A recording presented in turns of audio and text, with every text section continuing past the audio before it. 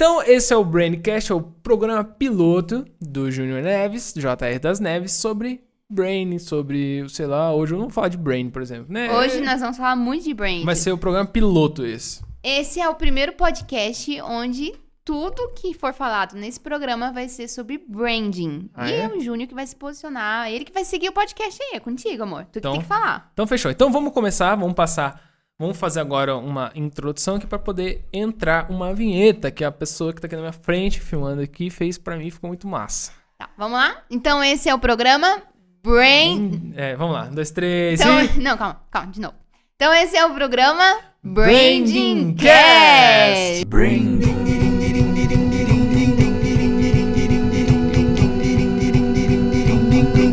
Braincast! Sejam bem-vindos então, espero que vocês tenham gostado dessa vinheta. Eu gastei 32 milhões de dólares pra fazer.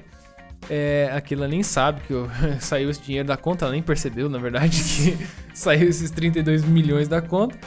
E eu gastei pra fazer essa vinheta. Foi com um produtor internacional de Massachusetts que ficou realmente, acho que Incrível. tudo incrível. Vai ser Parabéns. o poder desse podcast, vai ser essa vinheta. Eu acho que na verdade a gente vai ficar 1 hora só ouvindo essa vinheta. Toca aí a vinheta, tô brincando. Bora lá então. Seguinte, o tema do podcast de hoje é Por que estou aqui? Ó, gente, o tema do podcast, aquela que montou esse podcast hoje, porque se dependesse de mim, ele ia demorar mais uma semana pra sair, tá? Então Uma eu tô muito semana tu feliz. tá sendo bem bonzinho, né? Não, eu tô bem feliz, tô bem contente. Muito obrigado, Keila Neves, por ter feito tudo isso funcionar, tudo isso acontecer. Eu tô bastante feliz por ter acontecido. E eu eu tô realmente com vontade agora de contar como tudo aconteceu. É o tema, né? Como tudo aconteceu, Então, né? assim, o podcast ele ia durar 40 minutos, mas agora que o Júnior tá com muita vontade, boa sorte pros ouvintes.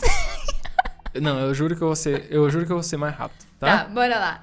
Júnior, Ah. a gente quer te conhecer, tem gente aqui que tá... Seu jaguarão. Nossa, eu já agora parar de bater não. Júnior, a gente quer saber quem é você, Júnior. Conta pra gente. Vamos falar quem é você, fala aí. Cara, eu não tô preparado pra dizer quem eu sou. Por quê? Porque eu ainda não sou. Na verdade, eu ainda hei de vir. Aquele que era. Tá, Aquele que era. fechou. Júnior, mas fala quem é você, amor. Sério, tua idade. Eu sou muito mais simples do que as pessoas Fala o teu imaginam. nome, as pessoas querem saber o teu nome. Meu nome é Júnior Neves. Gente, olha só, eu sou Júnior Neves, eu nasci em Curitiba, no Paraná, lá no sul. Pra quem algumas pessoas acham que o sul é só o Rio Grande do Sul. E no Paraná a gente não toma chimarrão, tá? O sul não é só o Rio Grande do Sul, no Paraná a gente não toma chimarrão. E eu nasci em Curitiba, numa cidade muito bonita, uma cidade que é uma modelo pro Brasil, principalmente transporte público e tudo mais. Eu nasci em Curitiba e com 7 anos de idade, mais ou menos, meus pais se separaram e eu fui morar em Itajaí primeiro, Keila Neves. Não sei, a Keila Neves já sabe da minha história, né? É. Eu fui morar em Itajaí, em primeira cidade que eu morei, depois de eu ter morado em Curitiba, de eu ter nascido em Curitiba, eu fui morar em Itajaí. Foi uma separação, uma situação bem difícil entre meus pais, onde eu lembro que a gente saiu de uma grande casa, de uma casa tipo essa casa que a gente tá vivendo hoje aqui. É engraçado porque, ó, gente, presta atenção, porque provavelmente essa história aqui deve ser de quantas pessoas mais ou menos vivem isso? Essa história. Ah, muita. Eu não sei se. Cada um tem a sua história, né? É, mas parecida, de, tipo, os pais ter se separado, de a mãe sair de casa. Nada. De repente o áudio começou a ficar mais baixo. Eu apertei, eu não tô apertando. No microfone!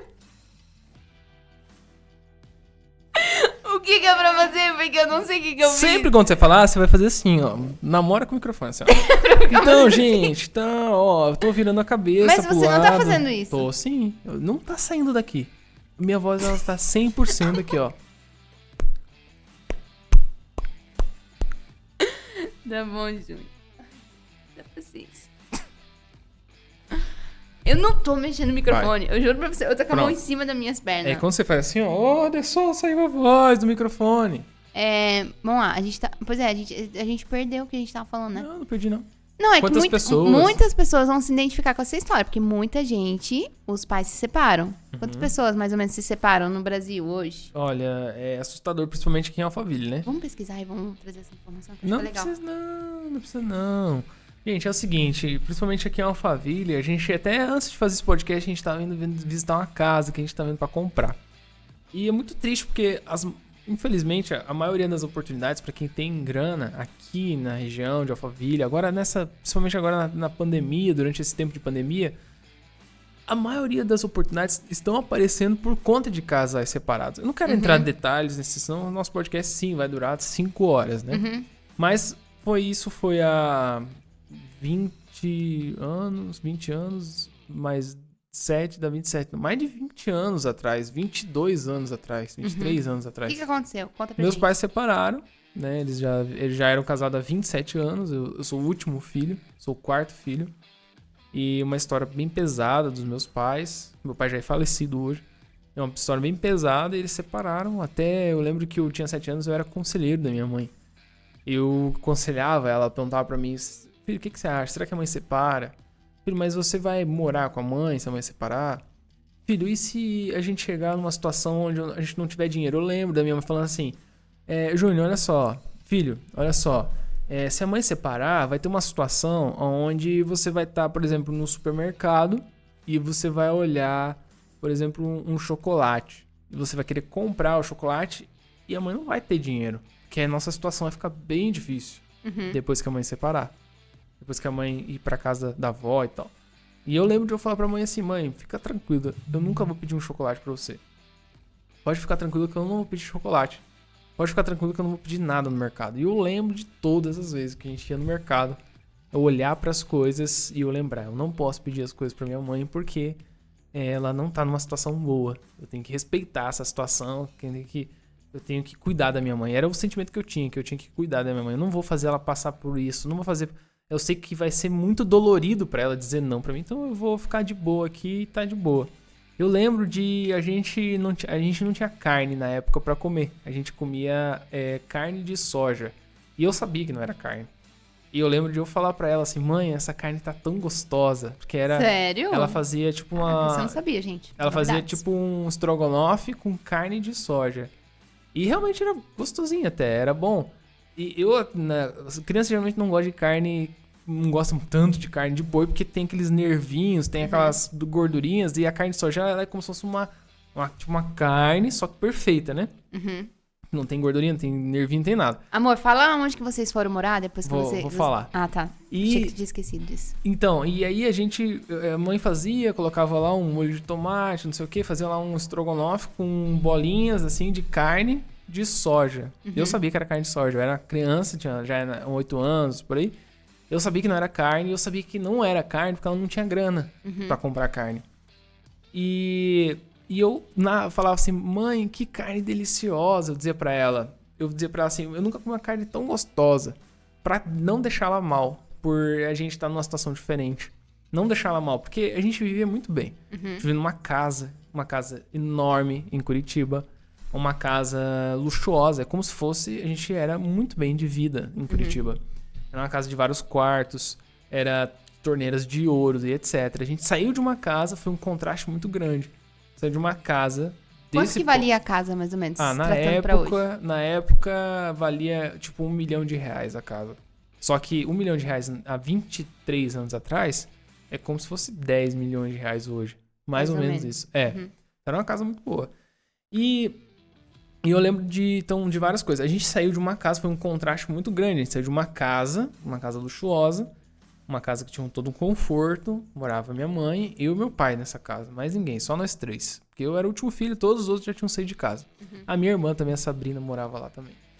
E a gente saiu dessa casa e a gente foi morar numa garagem.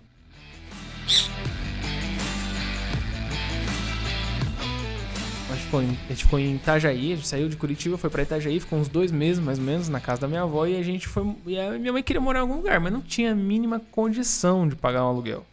Eu acho que também, culturalmente falando, minha mãe não aceitava na mente dela pagar um aluguel, porque ela nunca pagou, acho, na vida um aluguel. sempre morou em casa própria, então pra ela era, sei lá, seria um absurdo pagar um aluguel. Pra ela talvez não existia essa possibilidade dela ter dinheiro pra isso. Minha mãe não trabalhava, minha mãe já era de idade avançada, ela a vida inteira trabalhou com meu pai como balconista, ou seja, ela atendia os clientes no balcão. Meus pais tinham uma vidraçaria. Ela também sabia mexer em vidro, ela também sabia produzir, ela também sabia cortar vidro, sabia fazer várias coisas pequenas. Mas o papel principal dela era trabalhar no atendimento atrás do balcão. Atendendo e tal, e vendendo vidro ali. Ela era muito boa nisso, ela trabalhou 20 e tantos anos nisso aí. Era um negócio local de vocês, era um negócio familiar. Isso, nosso negócio onde meu pai fez a vida.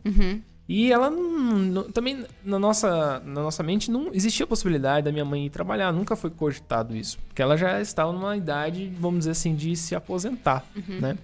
Só que a gente não tinha grana, meu pai não pagava pensão, meu pai não pagava, e minha mãe não tinha coragem de colocar ele na justiça. O que ele fazia? Eventualmente ele chegava pra minha mãe e falava assim, ó, vou transferir R$500 pra sua conta. Eu lembro desse valor, que era R$500 que ele transferia um mês, e às vezes no outro mês ele não transferia, daí no outro ele transferia, e ele ia falando, ele ia dividindo, um mês ele transferia, outro não. Só pra quê? Pra manipular minha mãe a sempre precisar dele, sabe?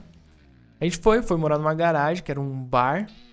A nossa porta era pantográfica. Aquelas portas que você levanta e ela se enrola toda de ferro.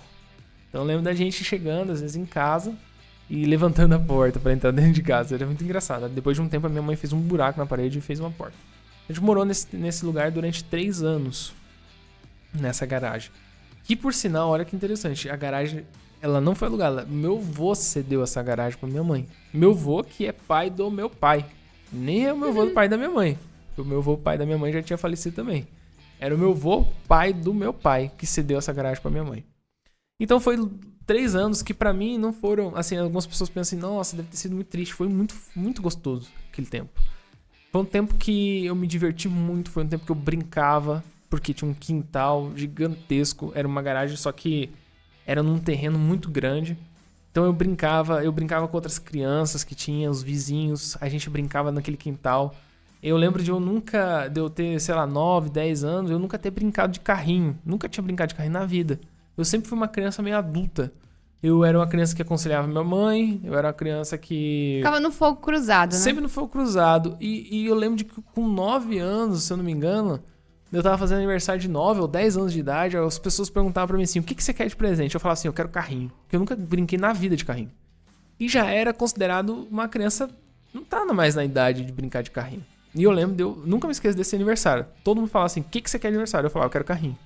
Aí meu irmão me deu uns caminhãozinho, a minha mãe me deu carrinho, um monte de gente me deu carrinho. Só que já era meio estranho, eu era grande demais já pra brincar de carrinho. Mas eu lembro que foi um ano assim que eu falei... Eu não vou chegar na minha fase adulta sem brincar de carrinho. Nossa, que criança inteligente. É. Né? E tipo, decidir o que quer. E eu trilhei a minha infância. Eu falei, eu vou ter minha experiência de brincar de carrinho. Eu brinquei de carrinho. Eu tinha várias garagens, uma do lado da outra, né? E as outras garagens eram alugadas para comércios. Então eu tinha uma empresa de gesso. Eu ia lá... brincava lá com os caras lá, pegava gesso do cara emprestado, fazia mão de gesso, fazia não sei do que de gesso, fazia um monte de coisa de gesso. Tinha várias coisas ali, tive várias experiências naquele lugar. Como que era a relação com o teu pai? O meu pai, depois que a minha mãe se separou dele, ele ficou 8 meses sem falar comigo. 8 meses sem falar comigo. Caraca. É. Mas por que ele não falou? Ele... Não sei, simplesmente acho que tipo, não... ele meio que tava engolindo a separação. Tipo, ele queria... Achou que a tua mãe ia voltar. Sim, ele tinha certeza que a minha mãe ia voltar. E ele ficou 8 meses, e o que ele queria? Talvez ele queria atingir minha mãe, ficando sem falar comigo, e a minha, talvez, sei lá, na cabeça dele, o Júnior vai ficar lá chorando, saudade do pai, não sei o que, aí ela vai voltar pra casa. Mas tu tinha saudade do teu pai? Cara, eu não lembro. Eu acho que sim, talvez, não lembro. Mas não era algo que eu falava ou que eu pedia pra ver o pai. Eu lembro de eu ter ficado muito feliz quando eu vi ele. Mas eu não lembro se eu tinha saudade. Por quê? Porque dentro de casa, lá em Curitiba, a gente já não era uma pessoa, não era próximos um ao outro. Meu pai eu sempre via ele como alguém que morava comigo, mas eu não tinha muito esse sentimento de pai e filho. Porque eu fui o último filho. Eu nasci depois que o meu irmão já tinha 18 anos. O primeiro filho dele tinha 18 anos de idade. Eu fui o último filho. Então, eu não tive esse convívio de pai e filho. Tive poucas experiências de pai e filho, onde a gente fez natação junto, onde a gente fez umas coisas junto. Mas era estranho. Até nisso era estranho. Porque eu nunca olhei pra ele como... Na verdade, eu nem sei direito. Até hoje, por conta dessa condição, até hoje eu ainda não sei direito como que é olhar pra um pai. Um olhar de um filho pra um pai. Uhum. Então por exemplo, acho que é normal pra um filho chegar num lugar e pedir, né? Ah, pai, eu quero uma camiseta, sei lá, gostei de um tênis, você compra pra mim? Acho que é normal, né? Uhum. Eu não tinha coragem de pedir, nunca pedi um tênis pro meu pai. Eu queria uma bicicleta uma vez, a última possibilidade era pedir pro meu pai uma bicicleta. Por quê, amor? Porque, não sei, na minha cabeça não fazia sentido, sabe? Tá, mas não tem a ver com aquilo que ele te falou, de tipo, Não, ele me falou isso depois de velho. Depois de velho. Bem então velho. tá, vamos voltar lá. Eu já vou falar sobre essa situação. Tem aqui pra anotar. Então... Aí as coisas foram mudando. Daí... Hoje quando eu olho pra trás, as pessoas me perguntam assim, Júnior, se você não leu, eu li um livro. Não posso dizer que eu não li nenhum livro. Eu li alguns livros, mas eu não me considero um leitor. E eu tenho resultados de pessoas, talvez, que assim, o certo seria dizer, nossa, esse cara é um grande leitor, por isso que ele tem tantos resultados. Eu olho pra trás e eu vejo que a minha própria vida foi substituir os livros que eu deveria ter lido. Substituir os livros que eu deixei de ler. Olhando pra trás, hoje, olhando essa situação que eu vivo hoje, esses resultados, até eu me espanto. Eu olho e falo, como que eu tenho essas ideias? Como que eu consigo pegar um expert e construir toda a trilha de conteúdos dele, sendo que eu não entendo do assunto dele? Como um cliente nosso que faz bolos, por exemplo. Construir toda a trilha de conteúdo, o conteúdo 1, 2, 3, 4, 5, 6, de todas as lives que teve, sendo que eu nunca mexi com bolo, nunca fiz bolo, nunca fui confeiteiro.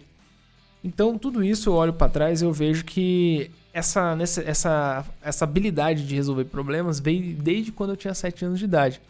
Desde a época que minha mãe olhou pra mim e falou assim, Júnior, a gente vai no mercado, você não vai poder comprar um chocolate. Desde essa época, eu venho buscando formas de resolver problemas dentro de mim, dentro da minha mente. Então, eu já aprendi muito cedo a resolver problemas. Eu acho que isso também é algo muito diferente do que a maioria das pessoas fazem. A maioria das pessoas, meus pais são separados, minha mãe não conseguiu me dar atenção, não conseguiu me dar aquilo que eu precisava quando eu era criança. Meu pai não me deu atenção, então eu não sei o que é olhar para um pai. Então, por isso que a minha vida é assim hoje. Por isso que eu não me dei bem na vida. Então, tipo, dá o passado como uma desculpa. E você transformou isso. Existem 2 caminhos para pessoas, como qualquer uma. Todas as pessoas têm algum tipo de bloqueio, né? Pessoas que sofreram algum trauma na infância. Existem 2 caminhos para essas pessoas.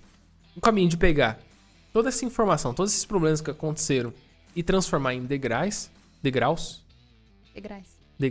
ou degraus, como você preferir.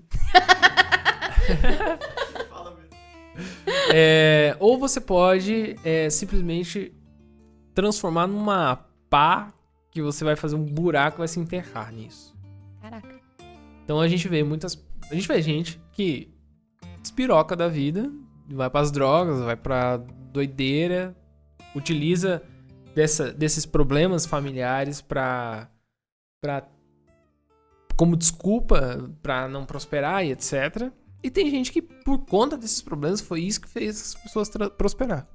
Eu sei que eu escolhi pegar todos esses problemas e dizer, o que eu vou tirar de bom nisso? Já que tem uma limonada aqui, limonada, se a gente tomar uma limonada pura, um limão, né? Já que tem um limão aqui, se a gente tomar um limão puro, vai ser azedo. E a gente vai fazer cara feia. Então, já que tem uma limonada, um limão aqui, eu vou fazer uma limonada. Se acostuma com o limão, né? Começa a gostar. Fazer uma limonada que é uma coisa boa, a limonada, né? Virou uma limonada cash. Então, foi o que eu decidi fazer, né? Foi transformar o limão que tava assolando a minha vida numa limonada. Uma limonada muito gostosa, que hoje eu usufruo bastante disso. Que legal. Infelizmente, não é assim com todo mundo, né? Também não é assim dentro da minha família. Tem pessoas da minha família que sofreram grandes problemas e que, infelizmente, não utilizaram esses problemas pra crescer. Utilizaram pra não crescer. Entendi. Não virou a chave, né? Faltou... Na verdade, virou a chave pro lado errado, né? É verdade. Porque a pessoa tem como, ela virou a chave. Só que ela virou a chave pro lado errado. Não tem como não virar a chave. Não tem como não virar. Fechou. E, amor, uma coisa que você sempre fala é quando você começou...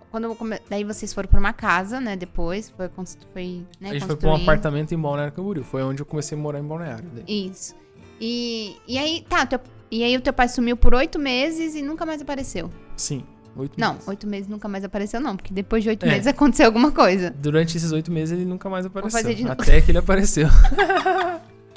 8 meses depois ele apareceu, eu lembro. Olha só, memória e significado. Isso não tem que como. É isso, memória e significado? Não tem como não falar de brain.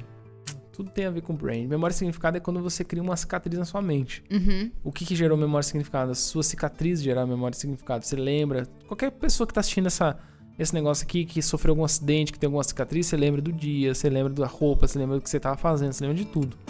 E eu lembro do meu pai chegando pela primeira vez depois de 8 meses. Eu lembro como se fosse uma coisa que acabou de acontecer, até mais forte que isso. Eu lembro que era um terreno bem grande, eu lembro que eu tava lá na porta, e eu lembro do portão, era um portão muito grande, assim, que tinha que abrir. Era tipo um terreno grande que dava pra entrar caminhão. Uhum. Um portão que a gente tinha que abrir manualmente. Eu lembro dele parar lá com uma caminhonete, com a F250 prateada. E eu fui correndo lá pra tirar o cadeado do portão e abrir o portão pra ele entrar. Só que o sentimento de ver meu pai era muito louco. Tipo, cara, como que é isso? Agora eles estão separados, e agora? Então era um mix de felicidade com medo do desconhecido. Meu pai, será que ele tá com raiva de mim? Porque eu pensava assim, nossa, eu que convenci a minha mãe a separar. Porque a minha mãe perguntava, eu achava assim, não, acho que você tem que separar, sim. Com 7 anos de idade, eu era o conselheiro da minha mãe, ela perguntava, você acha que tem que separar? Eu falava assim, acho que tem. E hoje, tu acha que ela deveria ter se separado? Olha, é delicado. Meu pai, ele fez a minha mãe sofrer muito. Eu acho que... O que eu acho sobre casamento? Eu acho que um casamento, ele só pode durar a vida inteira quando os dois querem de verdade que dure a vida inteira. Então, tinha uma das partes que não queria. Talvez minha mãe também não queria. Talvez as duas partes. Uhum. Se fosse hoje, você acha que iria aconselhar tua mãe a se separar? Então, essa questão é bem complicada, porque minha mãe sofreu bastante, tem toda uma situação bem chata. O casamento, eu acho que ele pode sim durar a vida inteira. Até o casamento dos meus pais, ele poderia durar a vida inteira. Só que os dois precisariam querer, e eu acho que nenhum dos dois queria.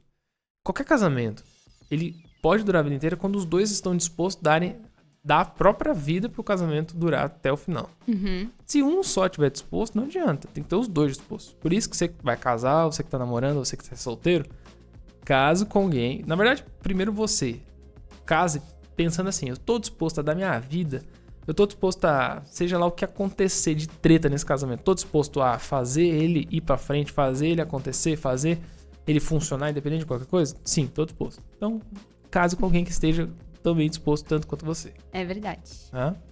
Então... Hoje, então, não sei, acho que talvez sim. Naquela época eu aconselhava ela a sim separar, porque eu achava que ela sofria muito. Uhum. Também era uma criança, né? Não dá nem pra considerar teu conselho naquela época. Mas eu era uma criança diferenciada. Não, com certeza, mas não foi o conselho da tua mãe que definiu. Não foi teu conselho que definiu a decisão da tua mãe. Pior que eu acho que sim. É que não faz sentido uma mãe aceitar o conselho de uma criança de 7 anos. Eu era bem diferenciado. Um ETzinho. Não, eu tô falando sério. Eu conversava como adulto. Eu conversava como um adulto. Entendi. Todo mundo falava, meu, essa criança estranha, parece um adulto falando. Eu conversava com um adulto. E aí, como é que foi esse primeiro passeio com teu pai? Foi bem diferente, porque eu vi um pai que eu nunca tinha visto na vida. Ele era um pai massa, um pai que... Meu pai, ele sempre foi um cara assim que, Deus me livre, comprar um negócio de R$2. Escassez, assim, absoluta dentro de casa. Não existia a possibilidade de ter um refrigerante na mesa, não tinha a possibilidade de gastar, vamos fazer um churrasco. Nunca teve churrasco na minha casa com os amigos. Sério? Não, nunca. Gastava, comprar carne. Então tu não recebia visita em casa? Ixi, nunca recebi. Eu lembro lá na super casa dos meus pais, que tinha uma sala, que era uma sala onde as cadeiras eram italianas, que veio lá da Itália, Eu lembro do meu pai de receber as cadeiras em casa, meu pai chamar um especialista, o especialista falou assim, essas cadeiras não vieram da Itália. Ele mandou devolver todas as cadeiras e mandou falar, eu quero uma cadeira da Itália. As cadeiras da Itália, que na época, uma cadeira custava R$800, ou equivalente a uns R$8.000 de hoje. Uma cadeira. E tinha 12 cadeiras, sei lá, na mesa, era uma mesa gigantesca. Eu lembro da gente nunca sentou naquela mesa. Nunca. Eu olhava e falava, qual o sentido de ter uma mesa dessa e a gente nunca sentar? Tinha uma Vocês cristaleira. nunca sentaram naquelas Nunca mesas, sentamos É aquela na mesa cadeira que pra tem lá na jantar. casa da tua mãe hoje. Nunca. E eu olhava pra cristaleira, tinha uma cristaleira com os pratos, sei lá das quantas, todo chique e tal. A gente nunca na vida usou. Meu pai odiava receber visita. Por quê? A visita Sério? entrava com o pé sujo, porque a visita, ele não tinha amigo, ele era um cara meio carrancudo, não tinha amigo, ele achava que o papo de todo mundo era uma bosta, ele achava que todo mundo era inferior a ele achava Talvez que todo muitas mundo era... pessoas estejam se identificando aí, ó, com o teu pai. Tipo assim, o meu pai também era assim. Pode ser. Muita gente. pro meu Porque isso é pai- muito dessa geração de pais. É, Ali. Que ano que teu pai nasceu? em 64. Então, é muito da geração de pais desses E anos, sabe? meu- 60, 70. Meu pai, pra ele, tudo... Quase 64? Não, acho que... não sei. 64 foi outra coisa, né? 64 foi o contragolpe militar. Não lembro agora a idade, nem quando que ele nasceu. Pro meu pai, as pessoas eram todas... Todo mundo era vagabundo, todo mundo não queria trabalhar. Meu pai era tipo assim, a mente dele, trabalho, dinheiro, trabalho, dinheiro. Isso era a cabeça dele, trabalho. E qualquer um que, Deus me livre, usasse um feriado pra descansar em casa, a pessoa era a pessoa mais vagabunda que tinha na face da terra. Não podia fazer isso. Então as pessoas normais, todas não prestavam. Só ele prestava. Então todo mundo não prestava. E era muito chato, assim, se alguém comesse lá em casa, tinha todo um protocolo pra comer na minha casa.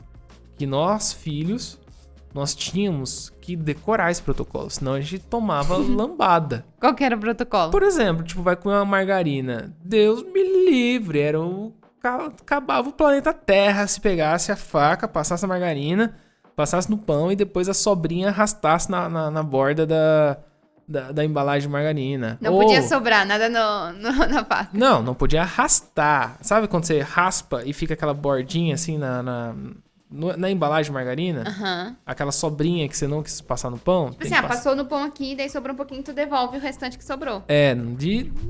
Nossa, era xingamento. Você é porco, você é o quê? Não tinha isso aí, não. Outra coisa, pegar a faca, passar na margarina e largar a faca em cima da mesa, na toalha, tipo, suja, com um pouquinho de gordura na faca. Não podia. Pegar a tampa da margarina, você abrir a tampa da margarina e largar ela com a parte de dentro da tampa. A parte de dentro da tampa, largar ela, a parte de dentro da tampa encostar na mesa. Não pode, tem que virar a tampa pra parte de dentro da tampa ficar apontada pra cima. É muito protocolo, realmente. O café tinha que estar fervendo nível assim, queimar a língua de todo mundo. Cair a pele da língua. Cair a língua fora. Vários protocolos, vários. Mexeu o café com a colherzinha e caiu uma gota de café na mesa. Nossa, que inferno pra tomar café. Horrível. Comida, não podia sobrar comida no prato, não podia não sei o quê. Uma doideira, assim, doideira. Então ninguém ia lá em casa. Era mais fácil não ir lá em casa. Cada um toma café na sua casa. Eu não lembro de nunca receber uma visita. Nunca recebemos uma visita de amigos. Meu pai não tinha amigo. E eu lembro de... Parece que esse podcast foi feito pra falar mal do teu pai. Não, era a vida que ele escolheu, né? Enfim. Cada um tem a vida que merece. E ele continua sendo um herói. Eu respeito 100% de tudo que ele fez e continua sendo meu herói. Herói de várias coisas que ele me ensinou, coisas boas que ele me ensinou. Que a gente vai ouvir nesse E hoje estou onde eu estou por conta de coisas ruins e coisas boas também que ele me ensinou. Sim. Aí, quando ele foi me visitar, a gente, primeira coisa, saiu pra ir pra Balneário Camboriú. Não lembro que a gente foi de caminhonete pra Balneário Camboriú. E eu não lembro exatamente no sentido cronológico que a gente fez, mas eu lembro da gente almoçar num restaurante frente pra praia, que era uma coisa que eu nunca tinha feito na vida. Engraçado que os pais fazem muitas coisas diferentes de quando eles eram casados parece uma sensação de... Tô esquecendo muitas palavras. Esqueci de tomar remédio hoje. Vocês entenderam, né? Essa parte vai ficar no podcast. Não, esqueci de tomar... Parece que é papo de doido, né? Esqueci de tomar... Mas... Ela esqueceu de tomar ômega 3, tá, ômega gente? 3, isso mesmo. Não é remédio, é suplementação. Mas parece... Isso aí é uma coisa muito normal. Tipo, que acontece em muitas famílias, porque parece que os pais, depois que se separam, ou é pra provocar o outro o cônjuge, né? Ou a esposa ou o esposo, ex-esposo ou ex-esposa, ou é porque quer ter um tempo de qualidade com o filho que não tinha antes. Sim. Que parece que isso sempre se repete, sabe? O pai sempre quer ter um... Isso não aconteceu comigo, né? Meus pais também são separados, não teve muito isso. Porque o meu pai, tipo, saiu fora e não quis mais se aproximar da gente. Mas isso que tu falou agora é uma coisa que acontece com muitos casais. Tu acha que teu pai, ele começou a viver, te dar mais atenção pra realmente aproveitar o tempo contigo ou era pra provocar tua mãe? Provocar minha mãe, com certeza. Pra te poder chegar em casa e falar que foi e almoçou. Foi o que aconteceu, né? E aí, como é que foi? Foi o que aconteceu. A gente almoçou em... Essa história do Júnior é muito boa, gente. A gente almoçou em restaurante de frente pro mar. A gente ficou no hotel. Não era um hotel. Hoje eu lembro assim, na época pra mim o hotel era incrível. Porque também onde eu morava era bem simples o lugar que a gente morava. Era um lugar bem simples, não tinha nada, né? E então pra mim era incrível o hotel. Mas hoje é um hotel 3 estrelas, sei lá. Olhando pra trás eu lembro que era um hotel bem simples, na verdade. O que mais que a gente fez? Brusque é uma região nossa onde é um polo de comprar roupa. E a gente foi lá e comprou muita roupa. Tipo, sei lá, R$800 em roupa. Nossa, era muita roupa. Não tinha roupa. Eu tava com muito mal de roupa. Então ele comprou muita roupa. Eu lembro dele dar R$50 pra mim. E comprou um tênis, uma calça, um monte de várias coisas. Me deu R$50, que era muita grana. Eu nunca tinha visto. Acho que eu nunca toquei numa nota de R$50. Nunca tinha tocado. Eu lembro de ter R$50 na carteira. Eu acho que eu demorei um ano pra gastar aqueles R$50. E foi muito massa. Eu lembro de chegar em casa, dele largar eu lá. A minha mãe não queria ver ele, então eu tinha que descer, dar tchau e tal. Ele vazava, embora. E já ficou bem explicado. Seu pai vai vir te ver. Você vai abrir o portão pra ele. Ele não quer ver ele na minha frente. Você vai abrir, você vai fechar.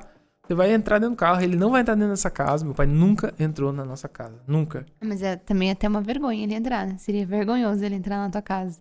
Não era garagem? Mas ele nunca entrou. Então. Em nenhuma casa. Nossa, ele nunca entrou. Depois que os meus pais separaram, meu pai nunca botou o pé na mesma casa que a gente morava. Nunca. Minha mãe nunca deixou. E eu entrei, lembro de eu entrar cheio de sacola de roupa, com R$50 na carteira, ricaço, assim, né? E feliz da vida, felizaço da vida, assim. E eu lembro da cara da minha mãe. Da cara da minha mãe. Esperando, assim, eu não sei, mas ela tava muito mal. Tipo, ela tava muito mal porque eu fiquei uns 2 dias, acho que fora de casa. E ela ficou sozinha. Ela ficou sozinha. E ela ficou esperando eu chegar. E aí eu contei, nossa, foi muito legal, não sei o que. Tal, e eu felizaço que tinha sido legal. E aí foi onde aconteceu algo terrível na minha vida, que talvez não, tenho certeza que me fez aprender muita coisa que eu uso hoje. Eu uso hoje na minha vida pessoal e também eu uso nos meus negócios. O que aconteceu? A minha mãe, ela tá com muito ciúme, muito. Hoje eu entendo ela, não culpo ela nem nada. Ela tá com muitos ciúmes e ela chegou e falou assim, você foi legal com seu pai? Então tá, então é o seguinte, eu vou fazer as suas malas aqui agora. Você vai morar com seu pai. Você tá pensando o quê? Que você vai ir pra dentro dessa casa e vai ficar felizinho com esse sorrisinho? Vai arrancar esse sorrisinho. Ela não falou com essas palavras, mas ela vou arrancar esse sorrisinho da sua cara aí. Você vai morar com ele, você vai ver o que é bom. Eu sofrendo aqui. Eu sofrendo, tudo que eu passei na vida, e as traições, não sei o que, aquele vagabundo e tal. E pra você ficar feliz 2 dias no hotel. Pra você ficar felizinho e comprando roupinha e não sei o que, comendo no restaurante, você vai morar com ele. É o erro de muitas mães, colocar o filho contra um pai. Cara, ou vice-versa, quando a minha mãe falou assim, você vai morar com ele, na hora, eu era uma criança diferenciada, mas eu não tinha essa inteligência de falar assim, né, isso é papo furado. Nunca tinha visto isso, minha mãe fazendo isso pra mim, né? Nunca tinha visto minha mãe se voltando contra mim. Eu pensei, não tinha consciência de dizer, isso é papo furado, só tá triste e tal, vai acabar, isso aí vai acabar logo. O que eu pensei na hora? Eu pensei, meu Deus do céu, minha mãe vai me expulsar de casa, eu vou morar com meu pai, na verdade o meu pai não vai me aceitar. Pensei, meu pai não vai querer morar comigo. Meu pai não vai querer que eu more com ele. Eu não sou tão legal assim pra ele me aceitar. Ele não gosta tanto de mim. Eu pensei, ele não gosta tanto de mim pra ele me aceitar morar com ele. Ele tem a vida dele e tal. O que vai acontecer? Eu vou ficar na rua de mala, com roupa, morando na rua. Aí eu pensei, caraca, eu vou ter que usar minha mochila de travesseiro, vou dormir, vai estar frio, o que eu vou fazer? Eu vou morar na rua. Eu tinha plena convicção que eu ia virar mendigo depois daquele dia. E aí eu fiquei desesperado. Comecei, não, mãe, não me joga na rua, não sei o quê. Não me expulso de casa, não sei o quê. Mas, resumindo, o que aconteceu? Eu aprendi a lidar com meu pai e com a minha mãe. O meu pai, ele só saía comigo pra saber da minha mãe. Saber se minha mãe tava saindo com outra pessoa, saber se a minha mãe tava dormindo até mais tarde, porque Deus me livre, se passasse das 7 horas da manhã alguém na cama, também era a pior pessoa da terra pro meu pai. Ninguém podia passar das 7 horas da manhã na cama. Ainda bem que tu não é assim, né, amor? Então ele queria saber o que minha mãe fazia, se ela ficava conversando, se ela saía, se ela gastava dinheiro, se ela tava ganhando. Ele queria saber tudo da vida dela. Só que se eu contasse pra ele, ele ia lá e contava pra ela. Ele falava assim, você tá acordando às 9 horas da manhã? É pra isso que eu te pago pensão, é? Senão você vai trabalhar, vagabunda, não sei o que. É isso, meu pai fazia isso. Aí minha mãe fala assim, você contou pro seu pai? Que eu acordo 9 horas da manhã? Não sei o que. E eu apanhava de todo lado, pau e pau. Não apanhava fisicamente, porque eu nunca apanhei, nem no meu pai, nem na minha mãe. Eu apanhava, tipo assim, emocionalmente. Que acho que eu preferia ter apanhado de corrente do que ter apanhado emocionalmente como eu apanhei. E aí eu ficava assim. Aí a minha mãe queria saber a informação do meu pai também. Tinha toda essa doideira. E minha mãe não queria de jeito nenhum ver que eu tava feliz por ver meu pai. Então tu tinha que chegar em casa triste. Eu tinha que chegar em casa e fingir que eu tava triste. E tinha que chegar pro meu pai e dar informação pra minha mãe, porque se meu pai não queria sair comigo, se eu não tivesse informação pra ele. Eu era tipo o agente secreto dele. E tinha que ser informação suficiente pra ele não ligar pra ela. E tinha que ser uma informação que ela era... Nossa, é muito difícil isso. Como que tu ia passar uma informação ao ponto... Eu me ferrei muitas vezes. Porque tudo que ele queria era ligar pra tua mãe. E eu me ferrei muitas vezes. Ele contou diversas vezes, várias coisas que eu contei pra ele, entendeu? Várias coisas, assim, bobeirinhas que ela sabia que a única pessoa que sabia era eu, e aí eu me ferrava. E até eu aprender isso, eu demorei. O que eu aprendi? Eu aprendi a dar informação pro meu pai, suficiente pra ele ficar satisfeito, mas não suficiente, não tão suficiente que fizesse ele ligar pra minha mãe. Ou fizesse ele contar alguma coisa pra minha mãe. Entendi. Então, às vezes eu dava até informação boa, coisa assim que se ele fosse falar pra minha mãe, seria ruim pra ele. E isso me aprendi, assim, nível hard de persuasão dos dois. Eu fui muito bom em persuasão nos dois. Eu persuadia demais. Pra quê? Pra eu curso não me de ferrar. Persuasão. Gratuito. Então eu sempre... Gratuito não, né? Porque custou a tua pele. Exato. Custou minha pele, Então eu sempre dava o que um queria, o que o outro queria. Então, resumindo, você aprendeu persuasão no casamento, na separação do teu pai e da tua mãe. Aprendi persuasão na separação do meu pai e da minha mãe. Hoje... Quais os gatilhos que tu usava? Não tem como. Eu sei movimentar qualquer pessoa. Eu sabia movimentar o meu pai pra onde eu queria, sabia movimentar minha mãe pra onde eu queria e acabou. Eu sei movimentar... Hoje eu consigo... Por isso que eu tenho tanta facilidade de... o que vão fazer pra engajar numa live? Fácil demais. Eu vou engajar meu pai e minha mãe. Então, qualquer coisa, o resto era fácil. Top. E aí, como é que foi conta pra gente como é que foi a tua juventude. Que aí teve uma hora aí, quando você começou a ficar jovem, não tinha mais como sair com o pai, né? Já era um homem, já. Ia sair vocês dois? Não, então, meu pai, depois de acho que meu pai saiu umas 3 vezes comigo e acabou. Não saiu mais. Não veio mais me ver. E as outras vezes que a gente teve contato foi porque eu fui pra Curitiba pra ver ele e passar um tempo com ele. Nunca mais veio me ver. Que eu nunca lembro, assim, não veio mais me ver. Então, eu fui crescendo. 3 anos depois, a gente foi morar em Balneário Camboriú. Foi em 97 a gente separou, meu pai separou em 97, 98, acho que 2000, 2001, uma coisa assim. Eu tinha 10, 11 anos quando a gente foi morar em Balneário Camboriú. E aí, qual que era o meu problema? Qual foi sempre o meu problema, na verdade, desde criança? Eu tinha amigos, mas eu tinha dificuldade de ter amigos. Tinha alguns amigos. Mas eu tive sempre muita dificuldade de ter amigos. Na escola, eu sempre arrumava confusão. Na escola, sempre queriam me bater. Na escola, eu lembro a primeira escola que eu estudei quando eu voltei. Quando eu saí de Curitiba, eu fui pra Itajaí. Foi uma escola num bairro chamado Bambuzal, em Itajaí. Que é um bairro bem, assim, simples. Mas preciso te corrigir algo. Não é em Itajaí, é Itajaí. Não fala em Itajaí. Tu fala toda hora em Itajaí. Não, Itajaí. em Itajaí.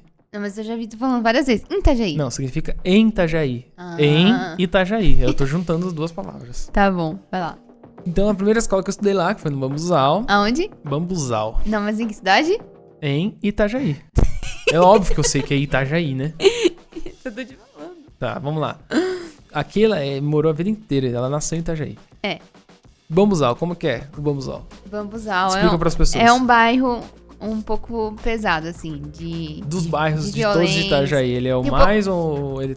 Não, mais não. Tem alguns espaços, tem alguns lugares em Bambuzal que não é tão perigoso, mas é um bairro que... Você sabe qual era a escola que eu estudava? Não, eu não conheci porque eu só morei nos Cordeiros. Eu estudei numa escola que... Olha, gente, a vida inteira eu estudei em colégio particular, até o 3º ano. Eu mudei no 3º ano, né? Eu mudei de... Quando tu tinha 9 anos, então? 9 anos. 9 anos a gente mudou pra Itajaí. E eu fui de uma escola particular pra uma escola pública. Eu estava na 4ª série. Eu lembro de a primeira coisa que eu vi... Primeiro eu entrei na sala de aula e não tinha pessoas da minha idade. Foi a primeira coisa que eu achei estranho. Não tinha pessoas da minha idade. Pelo menos ninguém aparentava ser da minha idade. Todo mundo aparentava ser 2, 3, 4 anos mais velho que eu. Eu descobri que a maioria das pessoas que estavam ali das pessoas que estavam ali tinham repetido várias vezes de ano. Eita. Então tinha esse problema. Tem outro problema. Tinha um cheiro de asa, de sovaco dentro daquela sala, que eu lembro até hoje do cheiro de asa que tinha naquela sala. Outra coisa, no primeiro dia de aula, o caderno da maioria das crianças, tinha uns caras lá que eram uns pais de família. Tava naquela sala. A maioria dos cadernos eram uns cadernos assim, que parecia que o cara usava pra surfar o caderno, surrado. E o meu caderno é tudo organizadinho, bonitinho. Era, playboyzinho, vamos dizer assim, né? Porque eu estava no colégio particular. Eu lembro também de umas meninas, assim, eu tinha 9 anos e tinha umas meninas, assim, que era muito mais velha. Eu olhava assim, caraca, que loucura. As meninas muito mais desenvolvidas. Minha primeira aula de educação física, a primeira coisa que eu achei estranho na aula foi que no muro da escola tinha um buraco que dava pra ver a rua. Eu falava assim, gente, que estranho esse buraco. O povo não sai por ali, não? Eu falei, daí me falaram, não, esse buraco é pra isso mesmo. É pra gasear a aula e ir embora da escola. Parecia uma prisão a escola. Era tipo uma prisão com um buraco na parede. Daí, normal, assim, os alunos iam lá, igual alguém fugindo da prisão. Pegava, passava pelo buraco e ia embora. Eita. E então eu fiquei uma semana nessa escola. Uma semana, que era uma escola bem pesada. Uma semana, quase fui ameaçado de morte, tentaram me matar. Meu Deus! Tentaram... Por quê? Hã? Por quê? Porque eu era muito diferente. Eu lembro da primeira aula de inglês. Olha só, primeira aula de inglês. Primeira coisa que o professor conta, a primeira palavra que ele queria ensinar na aula de inglês era welcome. Aí ele contou uma história. Que o Maguila chegou numa cidade e tinha uma placa, uma faixa escrita assim, welcome Maguila. Aí o Maguila saiu da van querendo matar as pessoas, falando assim, ninguém vai me comer não. Olha só, a aula do professor. Meu Deus. A aula do professor. Ninguém vai me comer não, eu quero dar um soco nesse well aí que ele vai... Welcome é o caramba, não sei o que. Olha só, eu nunca esqueci da história e eu nunca me esqueci do significado da palavra welcome. Gerou um brand aí nessa aula. Gerou memória e significado. E a escola, fiquei uma semana nessa escola, falei pra minha mãe assim, mãe, seguinte, eu não vou mais pra escola. Esquece, eu não vou mais pra escola. Essa escola é de gente doida. E aí é onde ela me colocou numa outra escola. Que, gente... Foi na Elizabeth Conde Reis. A gente foi estudar no Elizabeth. Vocês acreditam que no Elizabeth aquilo estudava lá? Eu estudei na mesma escola com o Júnior, mas a gente não período. se viu, né? A gente deve ter se visto, mas... A gente se deu uns beijinhos lá. Aquilo era novinha, criancinha. Só que eu estudava de um lado, ela estudava do outro. Sim. É que eu tava na quarta série e tu tava na quinta, provavelmente. Não, na quarta. Você na terceira ou na quarta. Isso. E aí a gente estudou no mesmo colégio, só que a gente não virou amigo, né? Por conta disso. Mas foi muito legal saber que eu estudei no mesmo colégio da minha esposa. E daí eu estudei nesse colégio, né? Daí eu fui crescendo, fui tendo, eu tive poucos amigos, sempre tive poucos amigos. E também, outra coisa, os amigos que eu tinha, eles eram muito mais velhos. Eu nunca conseguia ter amigo da minha idade. Não fazia sentido pra mim, não batia o papo, sabe? Porque eu já era uma criança mentalmente mais desenvolvida. Então, os meus amigos, eu tinha 9 anos, meus amigos tinham 14, 15, 16 anos. Sempre foi assim. Eu tinha 10, 17, 12, 18, tudo amigo mais velho. E então, por conta dessa dificuldade de amizade, depois, quando eu vim pra Balneário Camboriú, eu lembro de pedir pra Deus. Porque no primeiro colégio que eu estudei em Balneário Camboriú, eu não consegui fazer amizade com ninguém. Era um colégio também bem afastado. Era um colégio bem afastado, era o único colégio que tinha vaga. E era um colégio, assim, que a galera era bem... galera diferenciada, a galera de uns bairros bem mais simples. Eu, assim, não tinha grana, morava numa garagem, mas eu a vida inteira vivi dentro de uma casa luxuosa. Tive uma experiência de ter dinheiro e tudo mais, então era diferente pra mim. Eu não tinha as gírias, eu não tinha o jeito da galera da quebrada. Não tinha esse jeito. Então, por isso que eu não conseguia me familiarizar. Eu não conseguia ficar amigo deles. Porque eles não me aceitavam, porque eu era diferente. Obviamente. Eu não tinha... Meus papos não eram os mesmos. Eu não tinha os papos da quebrada. Não escutava as mesmas músicas, etc. Porque eu tive experiências diferentes na minha vida. Então, eu fiquei sem fazer amizade também de novo na sexta série. Não fiquei amigo de ninguém. Entrei em depressão. De sexta série devia ter uns 12 anos, acho, por aí. Entrei em depressão. E eu lembro de pedir pra Deus. Eu não era cristão, não conhecia de direito, assim, nada. A gente era católico, eu não conhecia nada, não tinha esse negócio de igreja. Mas eu lembro da minha mãe falando, olha, toda vez que você precisar de alguma coisa, você pede pra Deus que Ele vai te dar. E eu lembro de pedir pra Deus, Deus, me dá amigos. Me dá amigos. Eu pedia assim, todo dia eu pedia, Deus, eu quero amigo. Deus, eu quero amigo. Não aguento mais ficar sozinho. Quero amigo, eu quero amizade. Quero sair com a galera e tal. 12 anos de idade. E aí eu mudei de colégio. Fui estudar no João Goulart, que era um colégio no centro de Balneário Camboriú, que era bem pertinho da minha casa. Eu morava no centro. E lá eu fiz mais amizade, tive mais amigos. Foi muito louco, foi de Deus mesmo, assim. No primeiro dia de aula, um dos meus amigos, que eu espero que eles ouçam esse podcast, que é um grande amigo meu até hoje, eu gosto muito dele, que é o Bismarck. No primeiro dia de aula... Foi nosso padrinho de casamento também. Foi meu padrinho também. de casamento. Ele e o Rafael vieram pedir uma canetinha emprestada, uma borracha emprestada. Uma coisa assim. E olha só a estratégia que eu usei pra fazer amizade com eles. Daí eu emprestei e tal, a gente começou a conversar, saiu no recreio, não sei o quê. Eu tinha um videogame que eu tinha ganhado de presente do meu irmão. Um videogame PlayStation 2.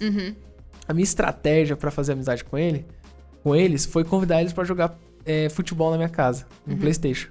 Bora jogar futebol lá em casa, eu tenho um PlayStation e tal, bora jogar futebol. E ninguém tinha PlayStation, só eu tinha. E foi onde eu fiquei amigo dos dois. Aí teve uma época que eu lembro, muito pouco tempo depois, eu fiquei amigo da escola inteira, da sala inteira. Aí a gente ficou muito amigo, Bismarck, Rafael, outros meninos ali. Aí, cara, foi muito massa, que daí foi uma época que eu tava até com amigo demais. Que eu cheguei, eu lembro de falar pra Deus, tá bom, já acabou já. Porque lá em casa era insuportável, não aguentava mais de tanta gente que ia lá em casa. E era muito massa, mas era chato às vezes eu queria, sei lá, descansar, queria fazer outra coisa e toda hora alguém tocava a campainha. Bora fazer uma coisa, bora fazer uma coisa, bora fazer uma coisa. Caraca! E eu lembro de algumas vezes eu olhar escondido assim na janela, que era um apartamento, olhar escondido nessa janela e falar assim, não vou atender não, tô cansado, não quero mais. Chega de amigos. Chega de amigo. E foi muito massa, daí eu fiz muita amizade e acabou. Dali em diante eu nunca mais tive dificuldade na vida de ter amigo, eu tinha muito amigo, a gente era um grupo muito, até a gente ficou muito conhecido na escola, os mais velhos e os caras mais de outras salas, assim, do terceiro ano, queriam tudo bater na gente, porque a gente era super popular na escola. E a gente virou o nosso grupinho lá, virou tipo uma ganguezinha na escola, muito massa. Só que era gangue do bem, assim, a gente não fazia mal pra ninguém, não. E aí foi onde eu comecei na igreja também, com 14 anos. Daí 2 anos depois a gente começou a ir na igreja, que eu conheci uma igreja, ali pertinho da minha casa também, uma igreja super jovem e tal. E foi onde mudou minha vida completamente. Foi por conta dessa igreja também que eu tenho tanta mentalidade de prosperar, mentalidade de crescer, mentalidade de fazer as coisas com excelência. Veio muito dessa igreja também. Que foi a igreja Embaixada do Reino de Deus. E lá, depois que a gente foi pra essa igreja, quem foi nessa igreja primeiro foi o Bismarck, meu amigo. Ele entrou e depois ele levou todo mundo. E a gente praticamente levou a escola inteira pra igreja. Virou terror Balneário Camboriú com a gente, assim. A gente fez várias células, várias coisas. E a gente divulgou a igreja na cidade inteira. A gente era bem conhecido na cidade. Uhum. E essa foi minha juventude, até ficar 16 anos, começar a trabalhar. Meu primeiro emprego foi no McDonald's. E olha só que engraçado, na entrevista, sentou uma mulher na minha frente. Na entrevista, ela era a gerente do RH. Ela falou pra mim assim: como que você se vê daqui 10 anos? Aí eu não sabia como é que eu me via. Eu falei pra ela assim: olha, já que eu tô aceitando trabalhar no McDonald's, eu acho que eu me vejo como presidente do McDonald's. Falei pra ela assim. Eu falei, daqui 10 anos não faz sentido se eu não for o presidente do McDonald's. E ela? E ela falou assim: interessante, você é muito ousado. Você é muito ousado. Nunca ouvi isso. Vou te colocar pra fritar batatinhas. Você é muito ousado. Vai fritar batata, vagabundo. E porque eu pensei, cara, 10 anos é impossível não virar presidente desse negócio aqui. Não faz sentido eu não virar presidente em 10 anos. Porque eu já tinha uma mentalidade de crescimento, né? E aí, com 16 eu fui no McDonald's. Trabalhei 3 meses só no McDonald's. Não aguentou fritar batata. Não aguentei. Cara, era temporada, era loucura. 1 milhão e pouco, 1 milhão de pessoas em Balneário Camboriú. Doideira. Temporada em Balneário Camboriú é muito louco. Era 3 meses porque era temporada. Eu fui contratado só pra temporada. Aí todo mundo foi mandado embora. Uhum. Ficou lá só os funcionários antigos, né? Não porque eu fui demitido, não. Mas quando eu fui mandado embora, eu fiquei felizaço. Ai, graças a Deus fui mandado embora. Porque eu odiava trabalhar lá. Porque foi muito pesado. Mas lá, eu virei homem. O que tu aprendeu lá? Cara, eu aprendi a virar homem. Eu aprendi a virar homem porque lá a criança chora e a mãe não vê. No McDonald's. Quem já trabalhou no McDonald's em cidade pesada, assim, de temporada, você sabe como é que é. A mãe chora, o filho chora, todo mundo chora e ninguém vê. O bicho pega. Eu trabalhava 16 horas por dia. Esse negócio de nada, era de menor, 16 anos. Ah, não pode trabalhar mais. Eu trabalhava 14 horas por dia. Ganhava R$2,02 por hora de trabalho. Depois de 3 meses eu saí, eu fiquei acho que depois de 3 meses que eu trabalhei no McDonald's, eu saí, acho que fiquei um ano parado. E aí eu abri minha primeira empresa. Antes de trabalhar no CIE. Eu abri minha primeira empresa, que foi um mercado. E você demorou bastante puxando no CIE. Agora eu vou contar o resto. Esse podcast a gente vai dividir em 2. Esse é o início. Vai ter o início. Esse aqui é a parte da história da minha vida. Uhum. Eu nunca contei na vida, nunca contei pra ninguém.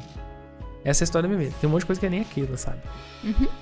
E no próximo podcast eu vou contar Por isso que o nome desse podcast é Porque Estou Aqui. Porque a nossa história fala muito sobre a nossa... sobre o que a gente é hoje. A primeira coisa na construção do herói é a história. História de criação. Essa é a minha história de criação. Então você é um herói. Se considera um herói. Com certeza. Todos nós somos. Alguns heróis decidiram não salvar a cidade. Eu sou o herói que decide salvar a cidade. Salvar do quê?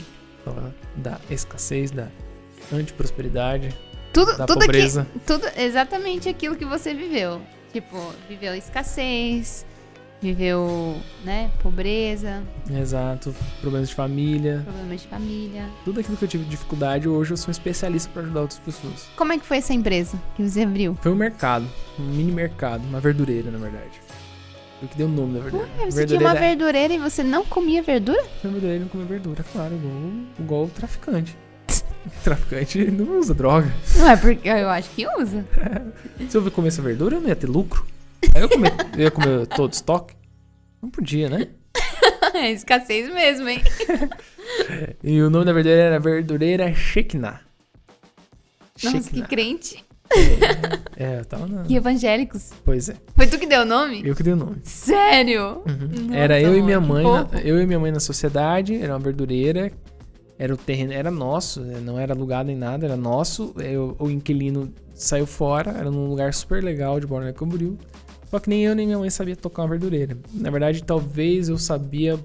Eu sabia mais, talvez mais do que ela, por osmose, por várias... Feeling, né? Por feeling. Só que minha mãe era uma pessoa muito teimosa, nunca deixou eu colocar em prática as minhas ideias e tudo mais. Então, eu fiquei naquela verdureira, que foi praticamente assim uma das coisas piores que eu já fiz na minha vida foi trabalhar com isso. Foi insuportável, porque todos os dias, de segunda a segunda, Das 6 horas da manhã até 10 horas da noite. O que você faria hoje, amor, pra ganhar dinheiro com uma verdureira? O que eu faria hoje? Não abriria de jeito nenhum a verdureira. Ué, mas as pessoas precisam comer frutas e verduras. Fecha tudo as verdureiras da terra. Pode fechar. Amor, como que não vai ter verdureira? Não. Então resolve esse problema. Você acabou de causar um problema na terra. O problema Você tá mandando todo mundo fechar. Cada um planta na sua casa. Eu acho que não rola isso, não. Rola sim. Não, o que é a parada? Verdureira, a não ser que você seja uma cidade pequena, mas numa cidade grande, Balneário Camboriú é uma cidade pequena, mas é como se fosse uma grande. Uhum. Você vai, a não ser que você seja um atacado, no nosso caso a gente não era atacado, a gente era um mini mercado verdureira. Uhum. Então pra gente vender a verdura, a gente tinha que comprar do atacado. Uhum. O mercado, ele comprava direto do Ceasa. Uhum. E a gente comprava do cara que comprava no Ceasa pra depois vender. Entendi. Então não tinha como, a concorrência era muito pesada, nossas coisas eram sempre muito mais caras que no mercado. Só que as pessoas, a minha mãe insistia em querer concorrer com o mercado. Concorrer com o preço. Não, no mercado tá tanto preço, então a gente tem que botar o mesmo preço. Aí a gente não ganhava nada praticamente, era prejuízo nas coisas. Então tem vários desafios. Dá pra ganhar um dinheiro? Dá, mas é uma vida muito sofrida, verdureira. Uhum. Onde você não pode botar uns funcionários lá e cair fora, entendeu? Uhum. Agora, era só eu e minha mãe, não tinha funcionário. A gente nunca teve funcionário. Era eu e minha mãe. Então a gente ficava revezando. Eu praticamente trabalhava o dia inteiro. De manhã de segunda a segunda, porque abria de segunda a segunda, nunca fechava. Uhum. Então, depois de 3 anos, eu vazei de lá. E agora eu vou contar bem resumido tudo, porque senão a gente vai ficar até amanhã aqui. 3 anos eu larguei a verdureira, deixei pra minha mãe. E fui trabalhar de estagiário. Estagiário dentro de um hospital. Como se fosse um cargo de confiança. Vou falar bem rápido. Lá eu me destaquei como estagiário. Eu era praticamente diretor do hospital. Mesmo sendo estagiário, eu era visto como um diretor do hospital. Administrava, tudo. Era na parte administrativa. Trabalhei lá, aprendi muito sobre administração, muito sobre gestão. Eu acho que era legal você falar como que você conheceu o dono do hospital. Não era o dono, era o superintendente. Era o cara que era responsável. Era um hospital que ele foi... A prefeitura pegou o hospital pra cuidar, porque os donos não sabiam cuidar, e eles foram lá. É um esquema da lei que pode fazer isso. Fala assim, donos, vocês não sabem cuidar? Então tchau pra vocês, quem vai cuidar sou eu agora. E aí o prefeito coloca um superintendente, que é uma pessoa responsável lá. E esse cara, ele era cliente da verdureira. Então a verdureira rendeu uma oportunidade. Sim, rendeu. Eu era bom em network. Sempre fui bom em network. Tinha um médico lá de 2 metros de altura, que ele era superintendente, ele era cliente nosso. Toda vez que eu comprava lá e tal. E teve um dia que eu falei, doutor, eu quero trabalhar com o senhor lá no hospital. Ele, tem que ver se tem vaga, porque não sei o que, o quadro já tá cheio. Eu falei assim, não, eu trabalho de graça, não precisa me pagar não. Trabalho de graça, eu sei que você vai ver que eu trabalho bem e você vai me contratar. Se eu não trabalho bem, você não precisa contratar, não. Eu trabalho de graça. E ele, não, vai lá conversar então com o Alexandre, que era o administrador. Uhum. Ele era superintendente, o Alexandre que era administrador. Aí eu fui lá, conversei com o Alexandre, fui de terno e gravata. Sério? Fui lá, nunca tinha feito uma entrevista de emprego na vida. Eu tinha feito só do McDonald's, né?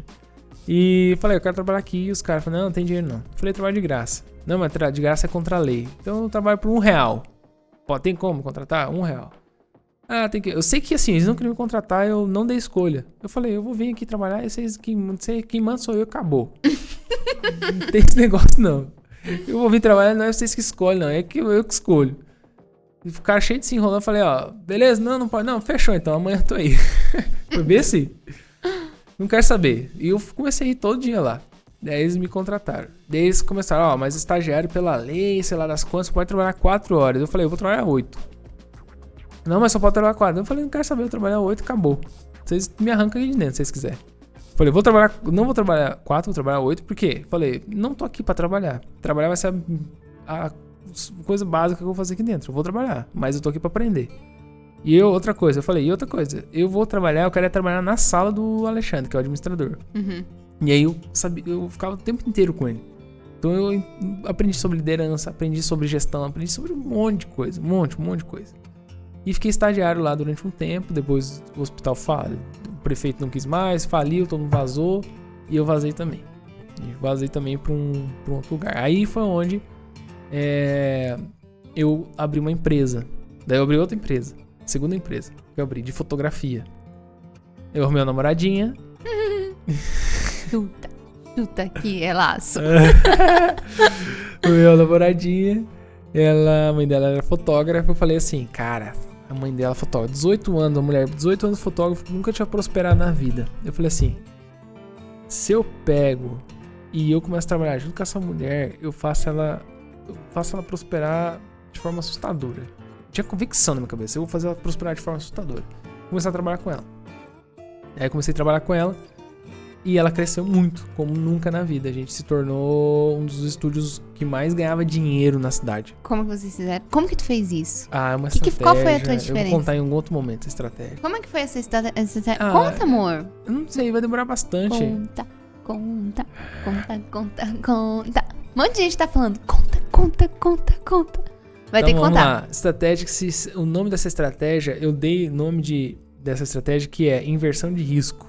O nome dessa estratégia. Como é que funciona? O risco vem pra mim e não pro cliente. O risco de vender ou não. Quando o cliente... eu não vou explicar em detalhes aqui, mas funciona assim.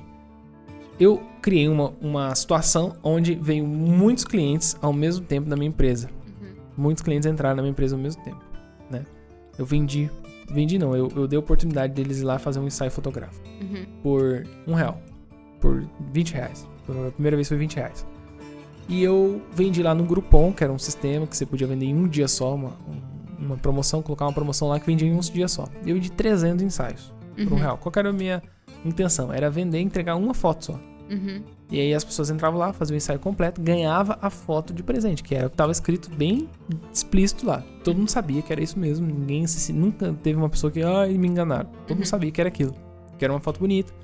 Era a melhor foto do ensaio e era uma foto num quadro bonito, que realmente custava R$400, a pessoa pagava 20. Aí o que aconteceu? A gente vendeu 300 ensaios em um dia. E aí a gente conseguia fazer no máximo 5 por dia, as pessoas iam marcando e tal, iam fazendo. Aí o que aconteceu? As pessoas chegavam lá e falavam assim, não, muito legal, obrigado e tal, mas e as outras fotos? Eu falava, as outras fotos, se você quiser, vai ter que comprar. Ela falava, não, beleza, então eu quero comprar. Porque o marido pensava, meu Deus, eu não vou nunca mais na minha vida fazer um ensaio, porque a mulher tem que se arrumar, os filhos têm que se arrumar, essa doideira, eu tenho que me arrumar de uma roupa que eu não gosto, eu nunca mais na vida vou fazer esse ensaio. Então ele pensava, eu vou comprar essas fotos tudo de uma vez só, porque eu não penso na vida uma outra... Não vou ter outra oportunidade, eu não quero. O marido odiava fazer as fotos. Não quero me incomodar com isso. Não quero me incomodar com isso. Aí, era assim que eu vendia. Então, cada cliente que entrava lá dentro gastava R$1.000, R$600, R$700 comigo. Eu fiz muita grana, fiz mais dinheiro que todos os estúdios da nossa região. Fiz muita grana. Resumindo, o olho da minha sócia cresceu. Deu uma treta. Ela achava que ela tava ganhando dinheiro por causa de mim. E ela... fez de tudo pra se desfazer da sociedade. Ela achava que tava ganhando dinheiro? Não, ela achava que tava ganhando, ela achava que tava ganhando dinheiro por causa que ela era uma boa fotógrafa, não por conta das minhas estratégias. Entendi. E aí, não deu treta, brigamos, não sei o que, né? Ela queria fazer doideira, ela queria pegar a máquina de cartão, que o povo tava lá colocando dinheiro em 10 vezes, com juro, com tudo, ela queria adiantar pra perder todo aquele juro que a gente cobrava. Eita. Queria adiantar, queria fazer só doideira. A gente fez a sociedade, alguns meses depois ela faliu, fugiu, devendo, e acabou tendo uma doença e faleceu. Poucos, 4 anos depois ela faleceu.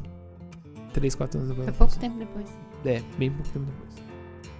E o que aconteceu? Depois de lá, eu de novo tive outra depressão.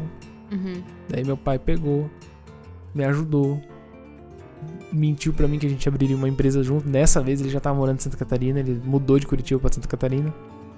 Mentiu pra mim que a gente abriu uma empresa junto, botou na cabeça e tal, me animou, me tirou da cama, falou, não, vamos abrir um negócio junto, não sei o que. Aí depois de um tempo ele desistiu de abrir um negócio, só que eu já tava ativado já de novo. Aí meu pai, aí teve uma situação que ficou bem marcante na minha vida, nessa época. Que foi onde meu pai ele falou que queria abrir uma empresa comigo e tal, ele me tirou da cama, me tirou da depressão, me ativou e ele desistiu depois. Eu falei pra ele assim, eu lembro de uma vez estar lá na sacada da casa dele e ter falado pra ele assim, pai, já que você não quer abrir um negócio, me ajuda eu a abrir um negócio. Me empresta uma grana, eu pago pra você com juros. Me empresta uma grana que eu abro um negócio. Eu tenho certeza que eu sou bom em negócio. Eu abro um negócio e acabou. Você não precisa entrar como sócio meu. Ele falou pra mim assim, Júnior, entenda uma coisa. Ele olhou pra mim e falou assim, entenda uma coisa. Eu nunca vou te ajudar. Desse jeito, assim, eu nunca vou te dar R$1 do meu dinheiro. em todos os teus irmãos, eles tiveram tudo. Eles estudaram nos melhores colégios, eles tiveram, pra sua irmã, já dei não sei quantas empresas pra sua irmã, que ele tinha as historinhas dele montada lá. Já dei não sei o que pro seu irmão, dei uma empresa pro seu irmão, dei uma empresa pra sua irmã, dei uma empresa não sei o que, fiz isso, dei carro, dei escola, dei tudo. E todos eles, nenhum deles valorizou. Pra você é o meu último filho, eu nunca vou te dar R$1 do meu dinheiro, porque eu acredito que você vai prosperar na vida. Ele falou? Acreditava? Acreditava. Falava que eu acho que você vai ser o único que vai prosperar na vida. Só que você não vai prosperar com o meu dinheiro. Você vai prosperar com o seu. Você vai prosperar da mesma forma que eu prosperei. Que foi com meu pai sendo horrível com meu pai. Do meu avô foi também péssimo com meu pai. A história dele é pesadíssima. E aquilo ali me marcou e me colocou uma ira muito grande no meu coração. Eu falei, com 30 anos eu vou ser mais rico que o meu pai. Eu hoje tenho 31 e eu não consegui ser mais rico que meu pai. Eu tô com 31 e meu pai, ele morreu um pouco mais rico que eu estou hoje. Mas eu tô bem próspero e tá, tipo assim, um passinho pra passar meu pai. E também era uma besteira na minha mente, né? Ficar mais rico que meu pai. Grandes coisas. Qual o objetivo, né? Qual o objetivo, meu pai? Qual era o objetivo, né? Mas eu já fiz nenhuma vez só mais dinheiro que meu pai já fez na vida dele, assim. Nunca fez tanto dinheiro como eu fiz em pouco tempo. Dias, né? Então, assim, depois disso eu fui trabalhar no CIE e eu segui uma coisa do meu pai. Que eu trabalhei um tempo no CIE pra quê? Pra juntar grana, pra abrir meu próprio negócio de novo sozinho. Já que meu pai não vai ajudar, é que eu vou achar essa grana. E meu pai sempre dizia pra mim, eu sempre dizia, mas pai, o que eu vou fazer da vida? Eu quero abrir uma empresa de que eu abro? Ele falava assim, mexe com prestação de serviço. Você nunca vai ficar pobre. Você sempre vai ganhar dinheiro com prestação de serviço. Ele era vidraceiro, ele trabalhou a vida inteira com vidraçaria. Depois de uma época, ele não mexeu mais com isso, virou investidor. Mas ele falou, com prestação de serviço, seja lá o que for, carpinteiro, pedreiro, pintor, vidraceiro, o que for que esteja relacionado à prestação de serviço, você nunca vai faltar trabalho pra você. Você nunca vai ficar assim, sem trabalho. E eu botei na cabeça, eu preciso mexer com alguma coisa de prestação de serviço. Como eu já tinha trabalhado com fotografia é uma prestação de serviço, eu falei, eu sei ganhar dinheiro com fotografia, mas não sei fotografar. Então eu vou aprender a fotografar pra unir o útil com o agradável. Foi onde eu aprendi a fotografar. Fiz uma sociedade junto com outro fotógrafo que era muito bom, que me ajudou me ensinou. Eu virei sócio dele, ele me ensinou a fotografar. E a gente ganhou muita grana junto. Tinha uma empresa que faturava quase 1 milhão por ano. Faturava meio milhão por ano. Acho que um pouco mais até. E eu me tornei aí um grande fotógrafo. Um dos mais bem pagos, com certeza, do país. Com certeza eu era um dos mais bem pagos. Acima da média. Bem acima da média. Ganhava muito bem, uma vida muito confortável. Foi onde a gente casou daí, né? E você começou a trabalhar comigo na parte de fotografia. Sim. Foi quando a gente se conheceu e tocamos a empresa. Isso, e a gente tava muito bem, né? A gente tava ganhando muito acima do que hoje a média da população ganha. Vamos dizer que um casal, ele vive lá com 4, 5 mil reais. Tem uma pancada de casal, até 4, 5 mil reais, até muito pra um casal, né? A gente vivia tranquilamente com uns 15, 20 mil reais que a gente ganhava por mês. A maior parte do dinheiro a gente guardava, né? A gente investia, a gente poupava. E nosso custo de vida era 3 mil, 4 mil reais, nosso custo de vida. Baixíssimo. Bem baixo. E foi onde a gente tinha grana, que daí a gente conseguiu vir pra São Paulo, e a gente tinha um caixa. Isso. Mas isso daí é uma história pra um outro podcast. Vai ficar um assunto pro outro podcast. É isso aí. Essa é a história do Júnior Neves. Nunca foi contada antes, nunca foi contada na internet. Exclusivo pra vocês. Fechou, então? Fechou, é isso aí. Primeiro podcast, tiramos, então, esse peso da nossa consciência de não ter feito podcast, né? Agora... Eu não tava com peso. Eu tava. Né? Eu tava com peso na consciência que eu ia ficar mais uma semana sem fazer podcast. Que bom. E quarta-feira é o dia do meu trabalhar. Esse aí. Eu decidi trabalhar uma vez por semana, que é quarta-feira. E o meu dia é na terça e pelo jeito na quarta também, porque vou ter que gravar podcast com você na quarta. Não, tá de boa, eu te dou folga. Ou a gente grava junto na terça-feira. Fechou? Gente, então esse foi o primeiro podcast, o piloto, a história da vida do Júnior Neves. Por que estou aqui? Porque eu estou aqui. A gente tá aqui pelas tretas e pelas coisas boas que a gente aprendeu, pelas coisas ruins, né? Espero que você tenha curtido, espero que você tenha se identificado com alguma coisa, com alguma história. Espero que você tenha aprendido alguma coisa também nesse podcast. E eu não sei de onde que você está assistindo, eu também não sei nem onde que vai ser postado, acredito no Spotify e outros lugares. Eu quero que se tiver algum campo aí para você comentar, você comenta o que você achou, interage, compartilha esse podcast com mais outras pessoas e faz esse negócio crescer. Parabéns para você que está ouvindo esse podcast lá em, sei lá, maio, talvez, abril, maio. Você é a primeira pessoa que está ouvindo esse podcast. Parabéns para você. Você que já está em maio de 2021, né? Você que talvez esteja ouvindo em 2022, 2023, 2024, 2042. Esse podcast foi feito há muito tempo atrás. É isso aí. Fechou? Fechou, gente. Tamo junto. Beijo. E é nóis. É nóis. Tchau, tchau. Bring